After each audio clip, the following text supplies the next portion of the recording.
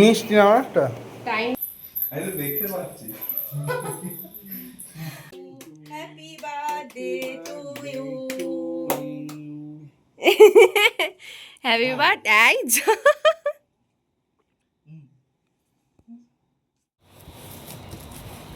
বাহ, এটা রাখার জায়গা হয়ে গেল, কিন্তু আমাদের ওখানটা কিন্তু ফাঁকা আছে।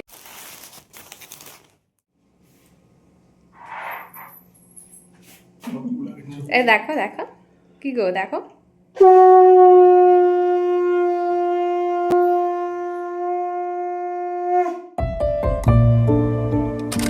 হ্যালো এভরিওয়ান, কেমন আছো সবাই? আরও একটা ব্লগে সবাইকে ওয়েলকাম। আর এই ব্লগটা আমার বাকি অন্যান্য ব্লগের থেকে আরও অনেকটাই বেশি স্পেশাল। যেমন আজকে হলো জুলাইয়ের 28 তারিখ। আজকে হলো জুলাইয়ের 28 তারিখ। এর ঠিক 2 দিন পরে মানে জুলাইয়ের 30 তারিখে হচ্ছে অনিন্দর বার্থডে। তার জন্য আমি টুকটাক কিছু প্ল্যান করেছি, আর সেগুলোই আমি ব্লগের মধ্যে শেয়ার করতে চেষ্টা করব। আর অনিন্দ যেগুলো পছন্দ করে সেগুলোই করতে চেষ্টা করব। আর এটা আসলে বেশি স্পেশাল, মানে এই বার্থডেটা, কারণ এটা আমাদের দুজনে কাটানো ফার্স্ট বার্থডে। এর আগের বছর বার্থডেতে আমাদের সবে সবে পরিচয় হয়েছিল। আমাদের যেহেতু এটা প্রথমবার একসাথে কাটানো বার্থডে, কারণ আমার বার্থডের সময় আমাদের বিয়ে হয়নি, তো এবারে বার্থডেটা যাতে অনেকটাই স্পেশাল করতে পারি। আর তার জন্য কিছু কিছু অ্যারেঞ্জমেন্ট আমি ভেবেছি। যারা আমাদের চেনো তারা তো অনেকেই জানো যে অনিন্দর ঠিক কী পরিমাণ মেসি ফ্যান। ওর সাথে থেকে থেকে আমি ফুটবলের কিছুই বুঝি না, কিন্তু ওর সাথে থেকে থেকে আমিও কম বেশি এখনও মেসি ফ্যান হয়ে উঠেছি। আমি একটা মেসি থিমের কেক অর্ডার করেছি, আর সেটা দেখে অনিন্দা খুবই খুশি হবে। আমি খুব ভালো করে জানি মেসি ওয়ার্ল্ড কাপ ধরে আছে, এরকম একটা কেক আমি অর্ডার করেছি। আর ডেকোরেশনের আইটেমগুলো আমি কিনেছি। তার মধ্যে ডেকোরেশনের আইটেমটা আমি ব্লু আর হোয়াইটের মধ্যে না নিয়ে পার্পল আর হোয়াইটের মধ্যে নিয়েছি, কারণ ব্লু আর হোয়াইট হলো অ্যাকচুয়ালি আমাদের ঘরের কালার, যেটার সাথে যদি আমরা সেভাবে ডেকোরেট করি তাহলে ঘরটা পুরোপুরি মিশে যাবে, বোঝা যাবে না কালারটা। তার জন্য আমি এবারে ডেকোরেশনের সমস্ত জিনিসপত্র ব্লু কালার না করে পার্পল কালার ঠিক করেছি। সব থেকে স্পেশাল ব্যাপার হলো গিফট।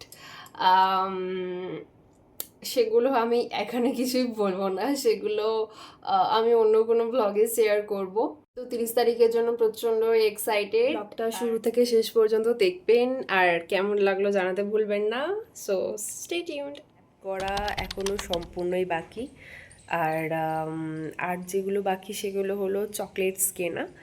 ডেকোরেশনেরও আইটেম আমি কিনেছি, সেগুলো দিয়ে কিভাবে ডেকোরেট করব চেষ্টা করব আমি শেয়ার করতে সেগুলো। আর বাকিটা তো সেই দিন আমি বাকি অন্যান্য দিনের তুলনায় একটু তাড়াতাড়ি উঠে পড়েছিলাম, তবে উঠেই দেখি যে মা আরও আগে উঠে পড়ে সমস্ত খাবার দাবার রেডি করেই ফেলেছিল, মানে শুরু করে দিয়েছিল। তো আমি তাড়াতাড়ি করে মাকে একটু হেল্প করতে শুরু করেছিলাম।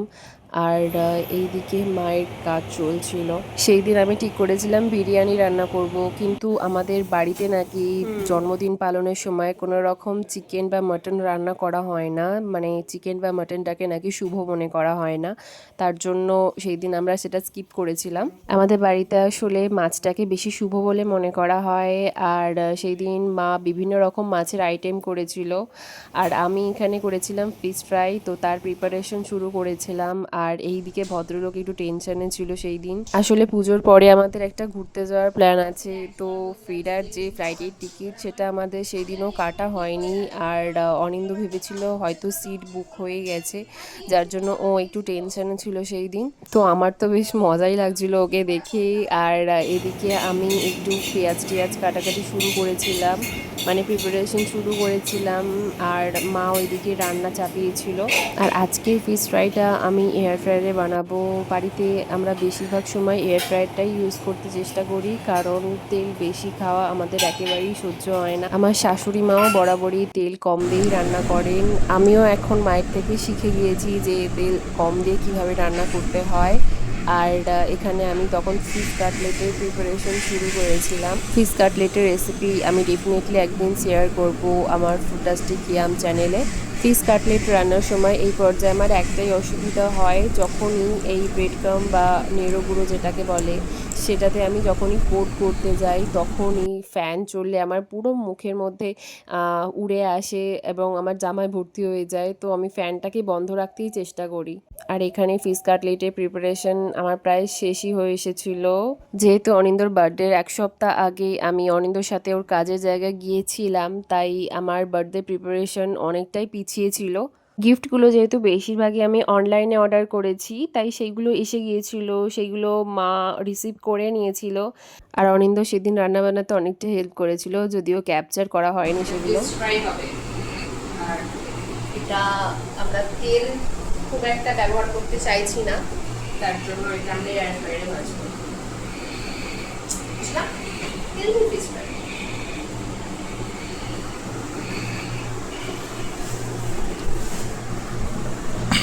তাতে ক্রাঞ্চিটাও বেশ ভালো হবে। ব্রেডটাতে নিয়ে এরম এরম জাস্ট ব্রেড করে দিতে হবে।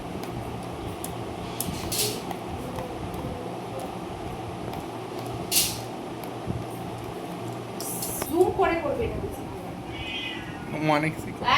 আসবি না।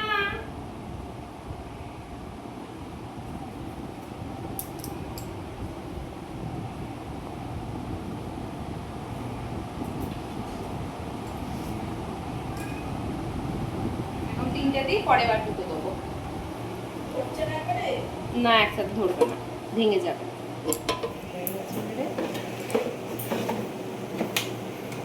মিষ্টি নাও একটা। টাইম দিই, টাইম হলো মিনিট 10। এক্সট্রাই দিয়েছি টাইমটা। চালু তো হয়ে গেছে, লাইটটা জ্বলছে না কেন বলো তো? ঠিকটা আটকায়নি, ঠেলো একটু।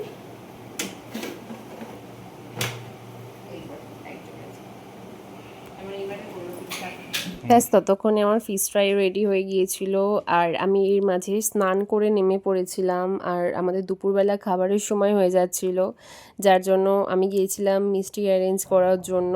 আর ওদিকে মা খাবার দাবারের ব্যবস্থা করছিল।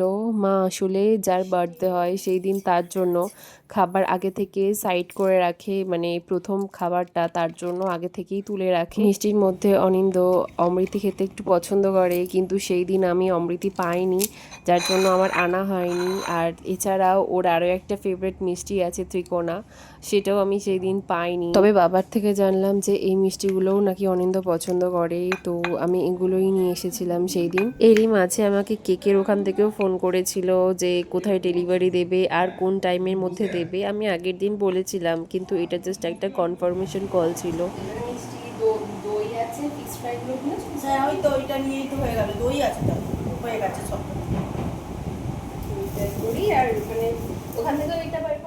এখানে তখন চলছিল আশীর্বাদ পর্ব। মা অনিন্দকে চন্দনের টিপ পরে দিয়েছিল। ছোটবেলায় কম বেশি অনেকেই চন্দনের টিপ পরেছি। এখানে অনিন্দ বাবা মাকে প্রণাম করে নিয়ে এসে খাবার খেতে বসলো।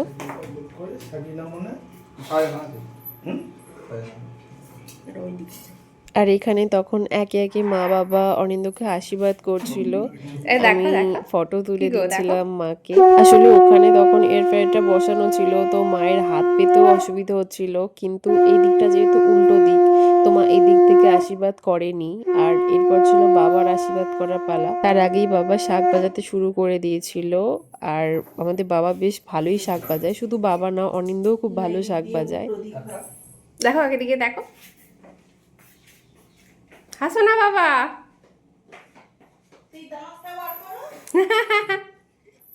হয়ে গেছে হয়ে গেছে। দাঁড়ো দাঁড়ো, মা পায়েসটা মুখে দেবে।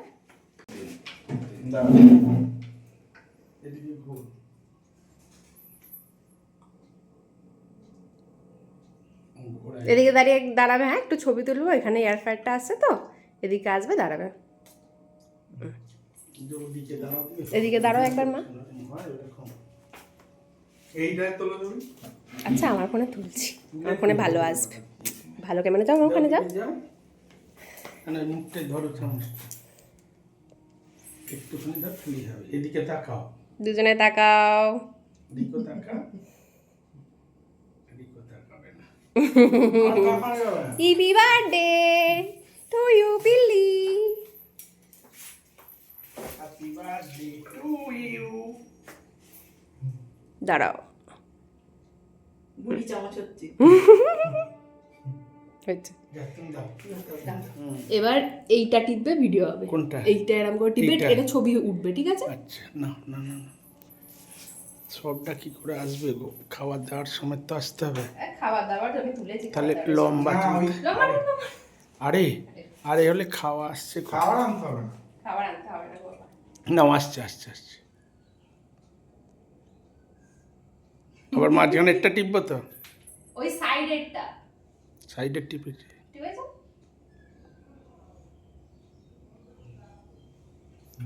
দেখে নেব, চেক করে নেব। বার্থডের দিন দুপুরবেলাটা আমরা এভাবেই কাটালাম। এরপর ছিল রাতের বেলার পালা, কিন্তু তার আগে আমাকে গিফট অ্যারেঞ্জ করতে হবে, তো আমি তাড়াতাড়ি পৌঁছে গিয়েছিলাম ঘরের মধ্যে। আর এই পাটকাঠিগুলো দেখে অনেকেই ভাববে যে এগুলো দিয়ে কি হবে, এগুলো অ্যাকচুয়ালি এক প্রকার জুগাড়ু। আর সেটা আমি অবশ্যই ভিডিওতে এভাবেই দেখাবো। গিফট প্যাকিং, ডেকোরেশন সব কিছুই বাকি আছে। অনিন্দ আমাকে বলেছিল হেল্প করে দেবে, কিন্তু আমি ওর বার্থডের দিনে ওর থেকে হেল্প নিতে চাইনি। তো তার জন্য আমি বসে পড়লাম প্যাক করার জন্য। ওর বার্থডের দিনে আমি একটা চকলেটের বাকেট বানিয়েছিলাম, সেটাও কিভাবে বানিয়েছি সেটাও শেয়ার করব। আর এই র্যাপারগুলো আমি এনেছিলাম ওর গিফটগুলো প্যাক করব। আর র্যাপারের এই কালারটা পছন্দ করার কারণটাও খুব স্বাভাবিক, যেহেতু ব্লু আর সাদা ওর ফেভারিট কালার। আর এরই মাঝে আমি বাবাকে দিয়ে চকলেটসগুলো আনিয়ে নিয়েছিলাম, যেটা দিয়ে আমি বাকেট বানাবো। আর এই চকলেটগুলো অনিন্দ পছন্দ করে, অনিন্দ আমাকে আগেও জানিয়েছিল, তো আমি এগুলোই আনতে বলেছিলাম। কিন্তু আমি তখনও বুঝতে পারছিলাম না যে আমি আগে র্যাপিং শুরু করব নাকি ঘরটাকে সাজিয়ে নেব আগে। এরই মাঝে আমি ভুলে গিয়েছিলাম যে গিফটগুলো এই ব্যাগের মধ্যে নেই, তো অন্য একটা ব্যাগের মধ্যে আছে, যার জন্য আমি সেখান থেকে গিফটগুলো বের করতে গিয়েছিলাম।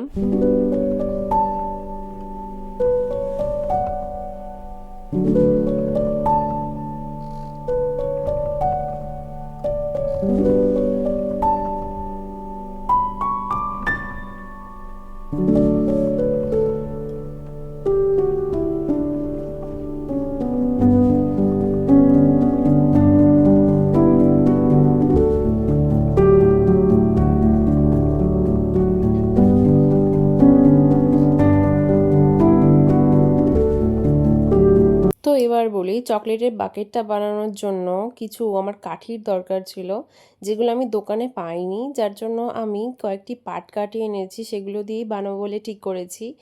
আর এগুলো হলো কিছু বেলুন, আর এগুলো দিয়েই আমি ঘরটাকে সাজাবো বলে ঠিক করেছি। আর এখানে রয়েছে হ্যাপি বার্থডে লেখা। প্রথম দিকে একটু কনফিউজ ছিলাম যে এই পেপারে কোন দিকে চকলেটগুলো রাখবো, কিন্তু পরে দেখলাম যে সাদা দিকটাই বেশি ভালো লাগছে, তো আমি প্রথমে অ্যারেঞ্জ করতে চেষ্টা করলাম চকলেটগুলো, আর কোনটা কোন জায়গায় সাজাবো সেটাই ঠিক করছিলাম। এরপর আমি নিয়ে নিলাম একে একে পাটকাঠিগুলো, আর এরপর আমি সেখান দিয়ে চকলেটগুলো ভালোভাবে মুড়িয়ে নিচ্ছিলাম, মানে সেলো টেপ আর ডবল সাইডেড টেপ দিয়ে আমি ভালোভাবে চকলেটগুলোকে আটকে দিচ্ছিলাম। আর এই র্যাপিং পেপারটাকেও আমি একটুখানি অ্যারেঞ্জ করে নিচ্ছিলাম, যাতে আমার চকলেটগুলো রাখতে সুবিধা হয়।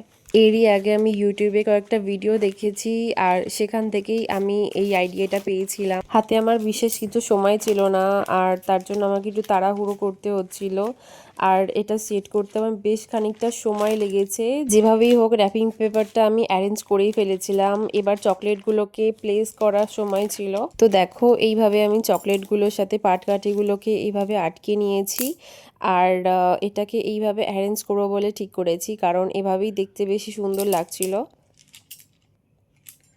প্রিপারেশন আমার তো এত দূরই পৌঁছেছে, কিন্তু এরই মধ্যে একটা মিস্টেক হয়ে গেছে। মিস্টেকটা হলো, আমি আমার বর যেরকম পছন্দ করে মেসি থিম, সেই থিমের উপর একটা কেক অর্ডার করেছিলাম, এডিবল কেক। উপরে মেসি প্রিন্ট থাকবে, যেরকম হয় আর কি, মেসি হাতে ওয়ার্ল্ড কাপ নেওয়া। আমি অবশ্যই দেবো সেই ছবিটা ভিডিওর মধ্যে, কেকের ছবিটা। আর দিদিটা এখন ফোন করে বললেন যে ওই এডিবল পোর্শনটা নষ্ট হয়ে গেছে, মানে কোনো প্রিন্ট আউটের কোনো সমস্যা হয়েছে, যার জন্য এটা হয়েছে। আর আমি তখন দিদিকে জানাই যে দিদি তো ইচ্ছা করে ওটা করেনি, আমি যে খারাপ হওয়া অংশটা ওটা আমি ভিডিওতে শেয়ার করব।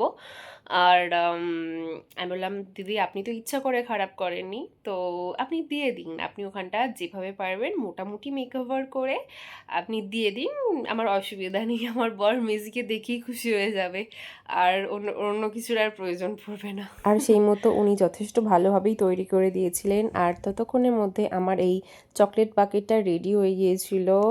আর আমার সত্যি খুব ভালো লাগছিল এটা দেখতে। অনেকটা সময় লেগেছে এটা বানাতে, কিন্তু সত্যি ওয়ার্থ ইট, কারণ এটা খুব সুন্দর লাগছে।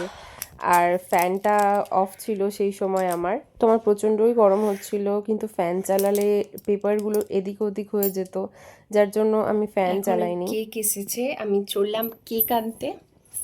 এই যে পাশ।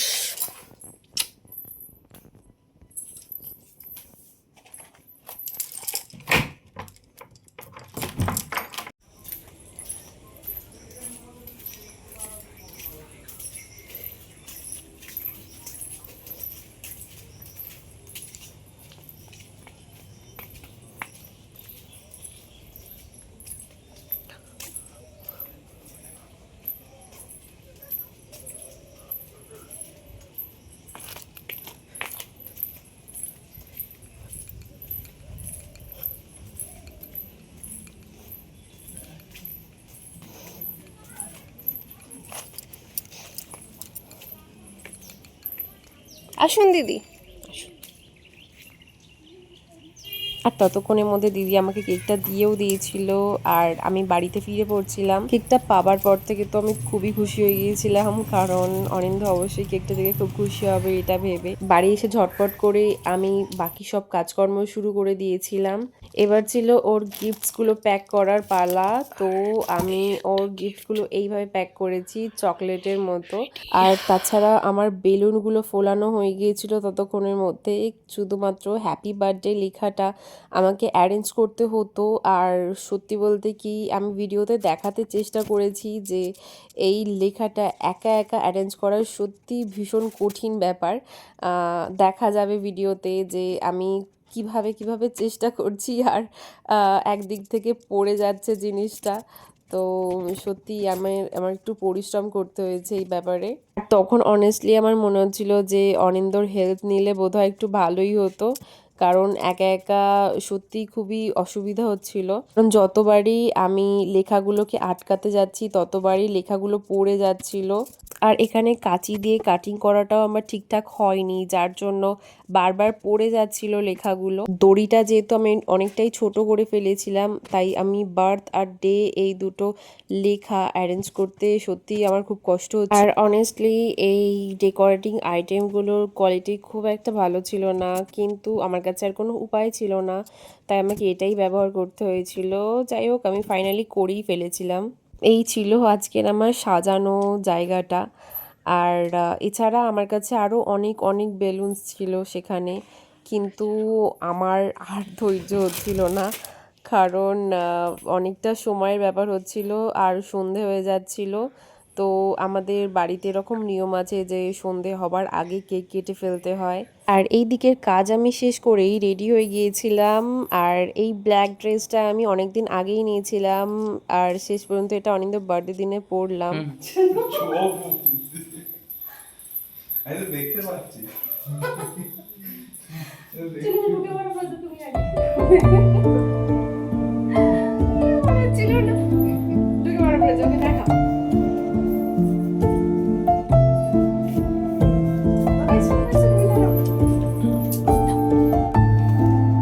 শুরু করো cutting.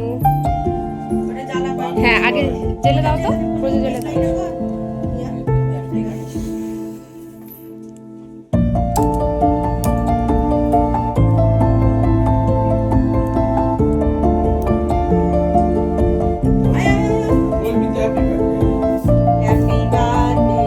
Happy birthday to you. Happy birthday to you. Happy birthday.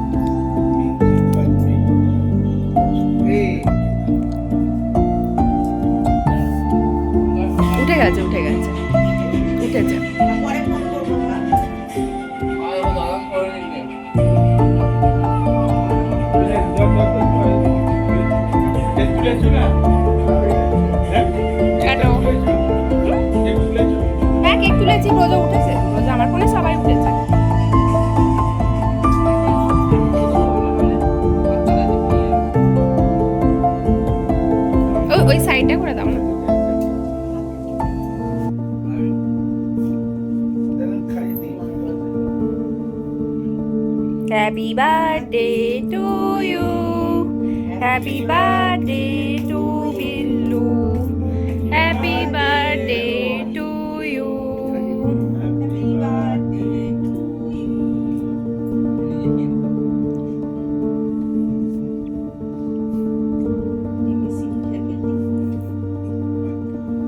বেশি পেটটা খেয়েছে এখন আপাতত। কি জ্বালা, আমি ওর সঙ্গে ইয়ার্কিও করতে পারবো না।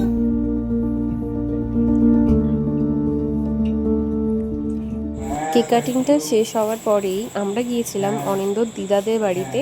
আর সেই সময় এসেছিল অনিন্দর দাদা, তো দাদা অনিন্দকে এই গিফটটা দিয়েছে, যেটাকে আমরা বাড়ি এসেই খুলবো। যেহেতু দিদাদের বাড়ি আমাদের বাড়ি থেকে খুব একটা দূরে ছিল না, তো আমরা পৌঁছে গিয়েছিলাম তাড়াতাড়ি। আসলে বার্থডে দিন ওরা সবাই বড়দের গিয়ে প্রণাম করে আসে, তো সেই মতোই দিদাদের বাড়িতে চলে এসেছিলাম আমরা। আর মা দিদাদের জন্য পাঠিয়েছিল কেক আর মিষ্টি, সেটাকেই আমরা দিতে এসেছিলাম। তো দিদার সাথে দেখা করলাম, আর বাড়িতে সেদিন পিসে মশাইও ছিল, তাদের সাথে দেখা করলাম। দিদা সেদিন বাড়িতে তৈরি করেছিল পনিরের ভর্তা, আর সেটাই আমাদেরকে দিল খাবার জন্য। তো আমরা টেস্ট করলাম সেটা, আর সেটা বেশ ভালো ছিল। তো এখানে আমরা বেশিক্ষণ বসিনি, কারণ আমাদের আরও কয়েকজনের বাড়িতে যাওয়ার ছিল। তো আমরা তারপরে গিয়েছিলাম আমাদের বাড়িতে। অনিন্দর ছুটি থাকলে আমাদের বাড়িতে ঠিক একবার আসে দেখা করার জন্য। আম্মা মানে হলো অনিন্দর জেঠিমা। আর এখানে আমরা দেখা টেকা করে সেখানে বেশিক্ষণ বসিনি, যেহেতু পরের দিন সকালেই বেরোনোর ছিল অনিন্দর। আর আম্মা আমাদের ডিম ভাজা খেতে দিয়েছিল, আর এই গিফটটা দাদা দিয়েছিল। আর সেটা ছিল রাখার জায়গা একটা হয়ে গেল, বুদ্ধ। কিন্তু আমাদের ওখানটা কিন্তু ফাঁকা আছে, সেই বুদ্ধ। আমাদের ওই জায়গাটা ফাঁকা আছে একটা, ভালো হয়েছে এই যে। এটা যেহেতু শ্রাবণ মাসের দিন, তো আমরা বাড়ি আসার সময় দেখছিলাম অনেক অনেক জলযাত্রী যাচ্ছিল এখান দিয়ে। আসলে দিনটা যেহেতু বৃহস্পতিবারের দিন ছিল, তাই মোটামুটি যাতায়াত করা গেছে। এটাই যদি শনিবার হতো বা রবিবার হতো, তাহলে এই রাস্তা দিয়ে হাঁটা যেত না। যাদের এই আশেপাশে বাড়ি তারা হয়তো অনেকেই জানো। আর আমরা সোজাভাবেই বাড়ি ফিরছিলাম, যেখানে আমরা জলযাত্রী হয়তো খুব একটা পেতাম না, কিন্তু অনিন্দ বললো যে একটু ঘুরে ঘুরে বাড়ি ফিরি। তো এভাবেই কাটলাম একটা সুন্দর দিন। Thank you.